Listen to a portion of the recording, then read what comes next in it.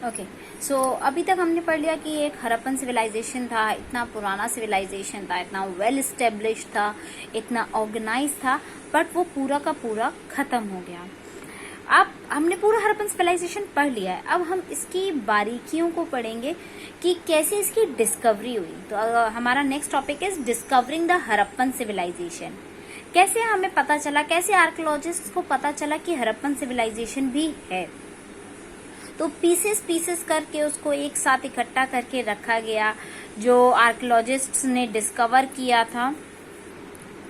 सो क्या हुआ कि पूरा खत्म हो चुका था। अब आर्कियोलॉजिस्ट को क्यों सूझी कि हम जाके वापस से उसको करें। मिलेनियम बीत चुका था पूरा का पूरा।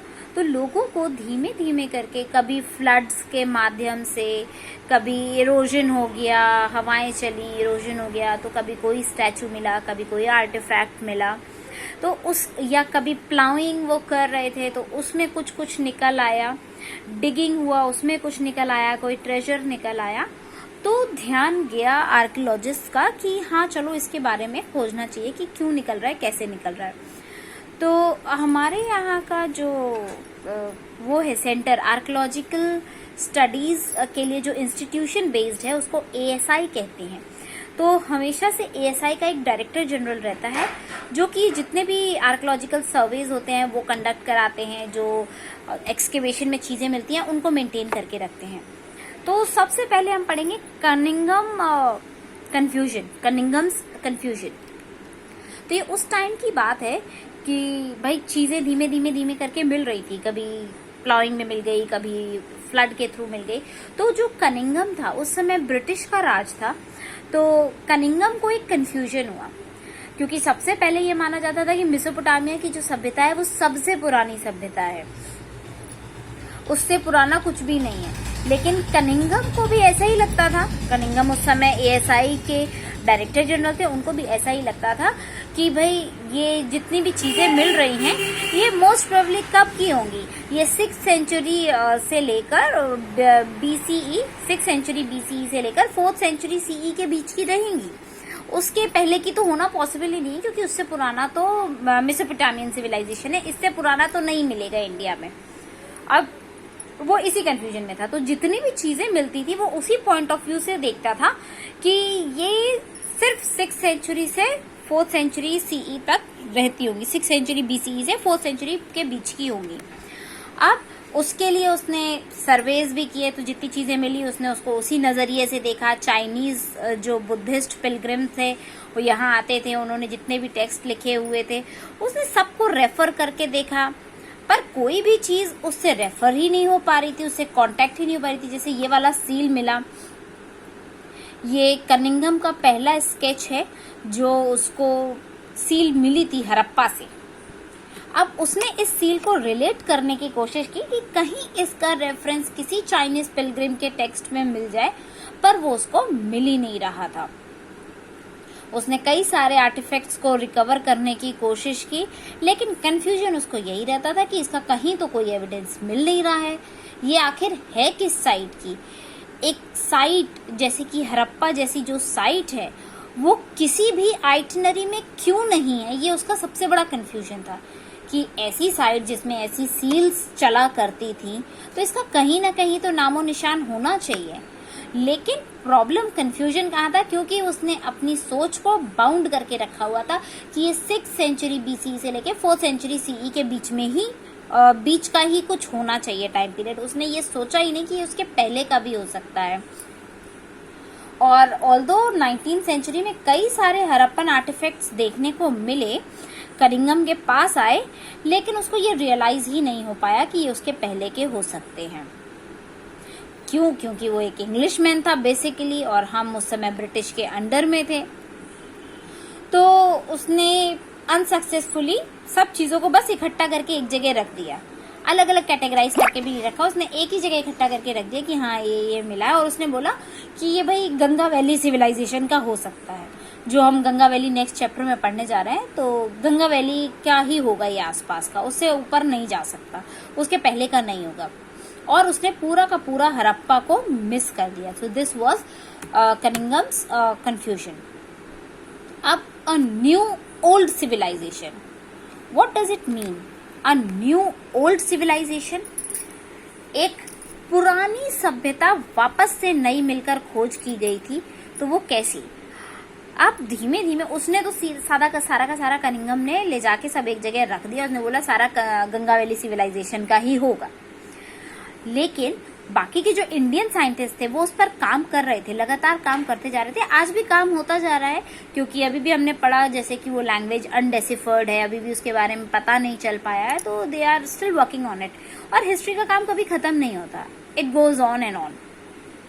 सो एक आर्कियोलॉजिस्ट थे दयाराम साहनी, उनको भी अर्ली 20th सेंचुरी के अर्ली डेकेड्स में कुछ चीजें मिली, वो भी उतनी ही पुरानी लगी जितनी पुरानी की कनिंगम को मिली थी और अभी की सिविलाइजेशन से पहले की मिली, तो अर्ली हिस्टोरिक लेवल्स तक की थी वो। और फिर ये लगा कि कुछ ना कुछ तो इसका रिलेशन होना चाहिए। फिर दूसरे एक आर्कियोलॉजिस्ट थे, उनका नाम था रखलदास। सो पहले थे दयाराम साहनी एंड दूसरे थे रखलदास बनर्जी। उनको भी वैसी ही सील मिली, वो मिली उन्हें मोहनजोदारो की साइट से। फिर उन्होंने ये देखा कि दयाराम साहनी को हड़प्पा में कुछ मिला, इनको रखलदास को मोहनजोदारो में कुछ मिला, और उन्होंने जब कंपेयर करके देखा तो ये लगा कि ये दोनों की दोनों चीजें कंपेयर करने पर एक ही टाइम पीरियड की लग रही हैं। ऐसा लग रहा है कि ये शायद एक ही टाइम की है, तो मे भी शायद यहाँ पे कुछ ऐसी सभ्यता पाई जाती होगी। तो अब इस पर बेस करके कई फाइंडिंग्स की गई। तब तक 1924 आ चुका था और कनिंगम की जगह नए एएसआई थे जॉन मार्शल। अब ये नए डायरेक्टर जनरल थे एएसआई के। तो इन्होंने अनाउंस किया कि भाई ठीक है, हमने एक नई सिविलाइजेशन की डिस्कवरी की है जो कि इंडस वैली पे पाया जाता है। और एसएन रॉय ने, जैसा कि अपनी book the story of Indian archaeology उन्होंने बुक लिखी है एसएन रॉय जी ने, उन्होंने उसमें भी ये मेंशन किया है कि मार्शल ने इंडिया में 3000 साल पहले की एक सभ्यता को ढूंढ निकाला है। कि उन्होंने नोटिफाई किया है कि हाँ 3000 साल पहले भी यहाँ पे कोई सभ्यता पाई जाती थी। और उस समय तक this was because similar till then unidentified seals were found at excavations as Mesopotamian sites। और ये लगभग वैसी ही है जैसी मेसोपोटामिया की साइट्स पर देखने को मिलती हैं, वैसी ही सील्स इनको यहाँ पर मिली हैं इंडिया में। सो तब भी ये कंपैरिजन नहीं किया गया था कि ये मोहनजोदारो से पहले की हैं या बाद की हैं। ये कहा गया कि ये लगभग उसी समय की लग रही हैं। 3000 साल पहले तक का उन्होंने आइडेंटिफिकेशन किया और ये बोला कि उसी के कंटेम्परेरी लग रही हैं। और इनफैक्ट जॉन मार्शल को ये श्रेय जाता है कि उन्होंने इसको रिमार्केबल रखा और इंडियन आर्कियोलॉजी में मेजर चेंज लाए।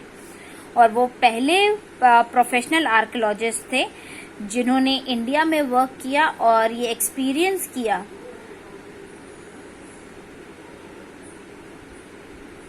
वो पहले ऐसे प्रोफेशनल आर्कियोलॉजिस्ट थे जो इंडिया में काम कर रहे थे और जो ग्रीस में वो पहले काम कर चुके थे उसका एक्सपीरियंस उन्होंने इंडिया में यूज किया और एक नई फील्ड, नया आर्कियोलॉजी को स्टैंडर्ड दे दिया।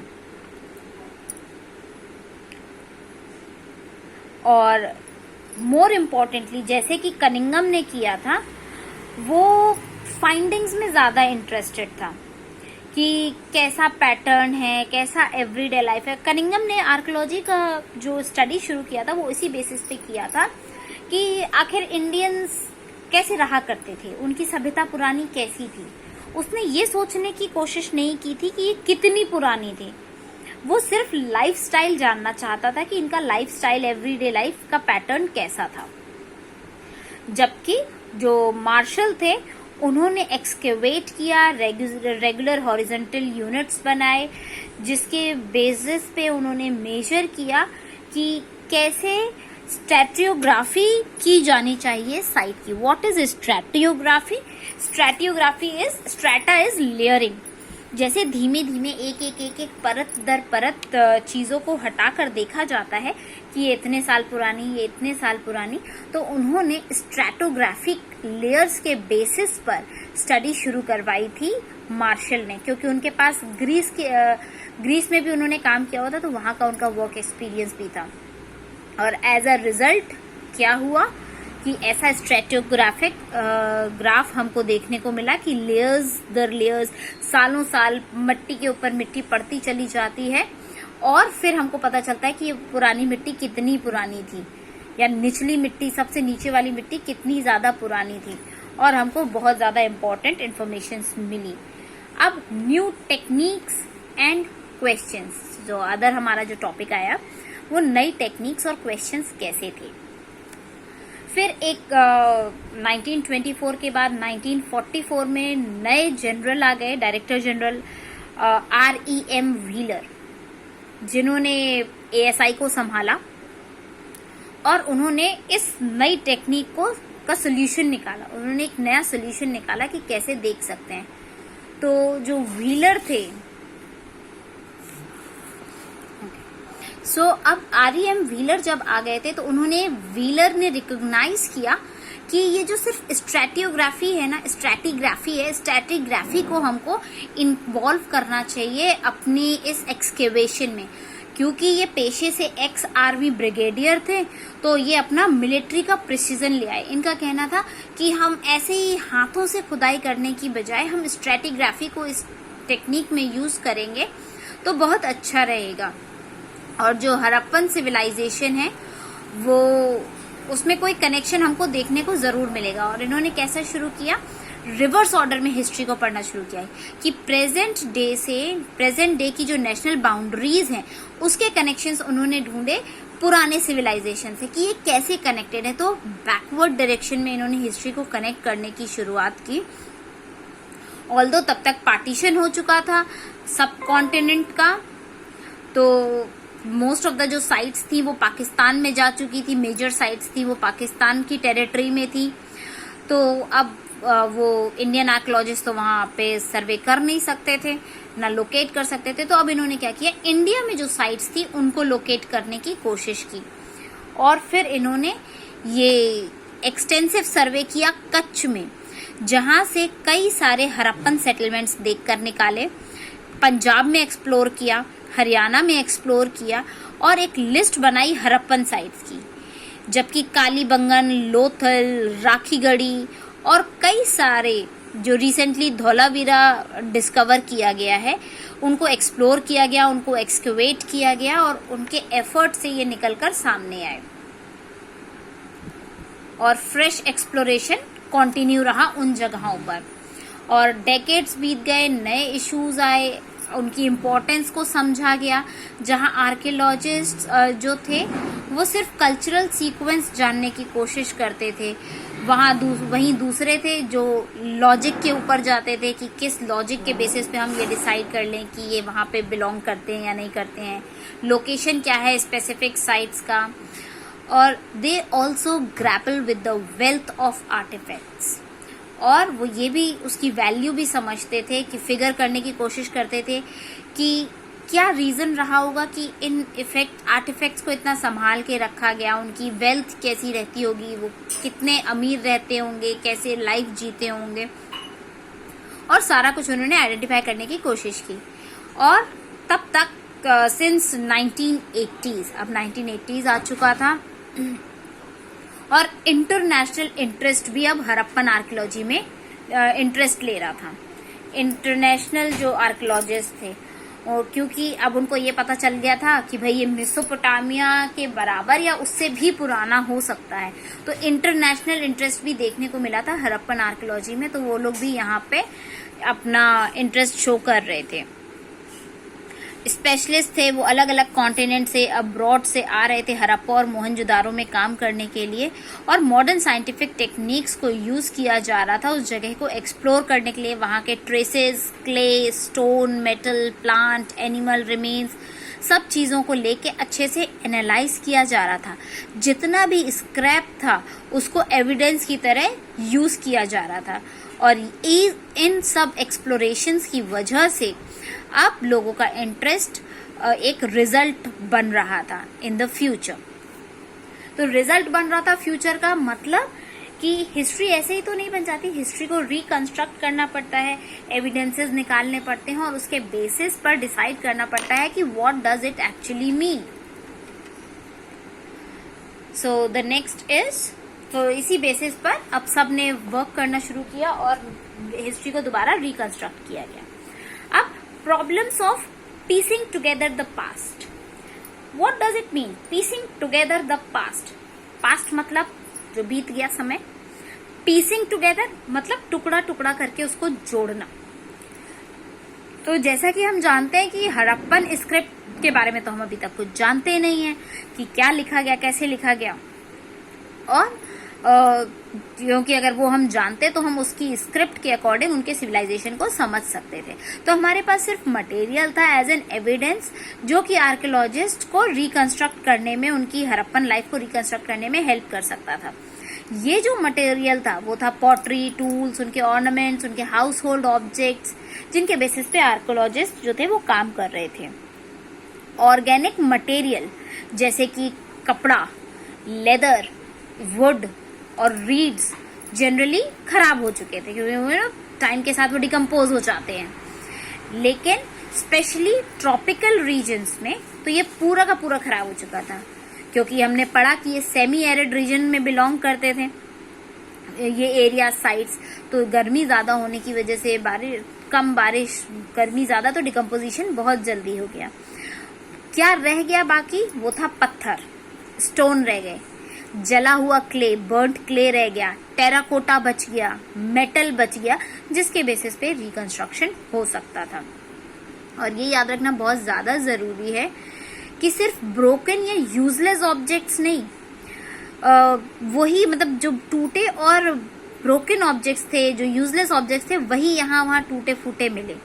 जो दूसरी चीजें थी उनको मे भी शायद रिसाइकिल कर लिया जाता था और कॉन्सिक्वेंटली वैल्यूएबल आर्टिफैक्ट्स जो थे उनको इंटैक्ट करके रखा जाता था, या फिर वो भी पास्ट में कहीं जाकर खो गए या उनको होर्ड्स में बंद करके रख दिया गया, जो अभी तक भी नहीं मिल पाए हैं। और ऐसी फाइंडिंग्स तो सिर्फ एक्सीडेंटल रह गई हैं या फिर रादर देन टिपिकल रह गई हैं। अब हम बात करेंगे क्लासिफाइंग फाइंड्स। कैसे फाइंडिंग्स जो मिली उनको क्लासिफाई करके रख देना चाहिए या कैसे रखा गया। जब आर्टिफैक्ट्स मिलते जा रहे थे, आर्कियोलॉजिस्ट को जब ये आर्टिफैक्ट्स मिले थे शुरुआत में, तो उन्होंने क्या किया, बस सबको उठा के एक ही साथ रख दिया। उनको कैटेगराइज करके नहीं रखा गया कि ये कब मिला, ये कितना पुराना होगा, उनको उनकी एजेस वाइज नहीं रखा गया। तो ये एक सिंपल प्रिंसिपल निकल के सामने आया कि it is really very important. जैसे कनिंघम के टाइम पर भी सारी चीजें उठा उठा के सब एक ही जगह रख दी गई, क्योंकि ये इसको फेंक नहीं सकते। आर्कियोलॉजिस्ट को ये सब चीजें जोड़कर रखनी होती हैं एक साथ, जिससे कि दोबारा जब जरूरत पड़े तो इनको स्टडी किया जा सके। तो कनिंघम के टाइम पे जितनी भी चीजें मिलती थी सबको एक ही साथ, एक ही कैटेगरी में रख दिया जाता था।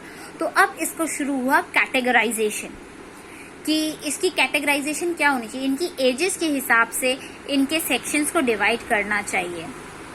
एक सिंपल प्रिंसिपल यूज किया गया मटेरियल्स के टर्म्स में, जैसे स्टोन, क्ले, मेटल और बोन और आइवरी की जो चीजें थी उनको एक सेक्शन में रख दो।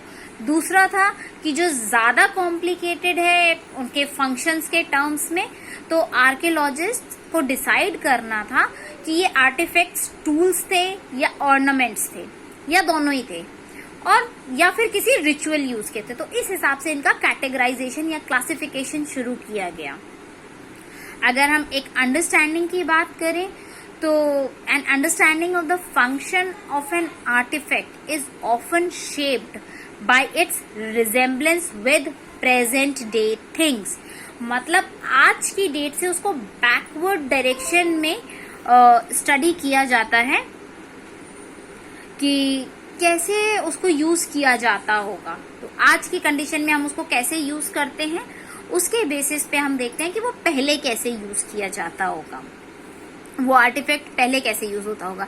जैसे हम बीड्स, कॉर्न्स, स्टोन्स, ब्लेड्स और पॉट्स को ऑब्वियस एग्जांपल है। आज की डेट में हम इन्हें कैसे यूज करते हैं, हम ज्वेलरीज के टर्म्स में यूज कर लेते हैं, शो पीसेस के टर्म्स में यूज करते हैं। तो उसी को बैकवर्ड डायरेक्शन में स्टडी किया गया कि शायद उस टाइम भी ये इसी चीजों के लिए यूज किए जाते होंगे।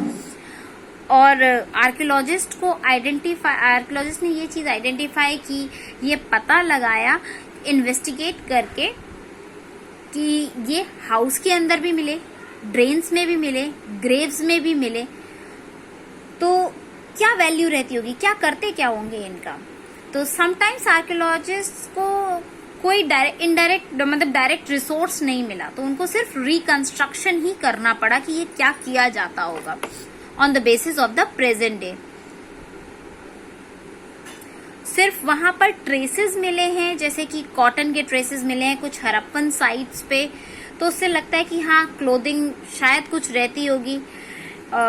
Have to depend on indirect evidence, तो उनको डायरेक्टली तो कुछ नहीं मिला, लेकिन स्कल्पचर्स की मदद से वो ये डिपिक्ट कर पाते हैं कि हाँ क्लोथिंग कुछ रहती होगी वहां पर उस टाइम पर। अब उनको आर्कियोलॉजिस्ट को अलग अलग तरीके के फ्रेम्स ऑफ रेफरेंस डेवलप करने पड़ते हैं, जिसके बेसिस पे वो डिसाइड कर पाए। और हमने देखा कि जो हड़प्पा की पहली सील थी जो मिली थी, वो आर्कियोलॉजिस्ट को उसमें थोड़ा सा कॉन्टेक्स्ट था कि ये कौन सी प्लेस रहती होगी, in terms of cultural sequence रहता होगा in which it was found, and in terms of comparison with finds in Mesopotamia. So जो पहली सील मिली उसके बेसिस पे उन्होंने डिसाइड किया, उन्होंने ये इंटरप्रेट करने की कोशिश की कि इसको कहाँ रखा जाना चाहिए, कि दोनों ही टर्म्स में उन्होंने स्टडी किया। इसको कल्चरल टर्म्स में भी स्टडी करके देखा और कंपैरिजन टर्म्स में भी स्टडी करके देखा एज कंपेयर टू मेसोपोटामिया।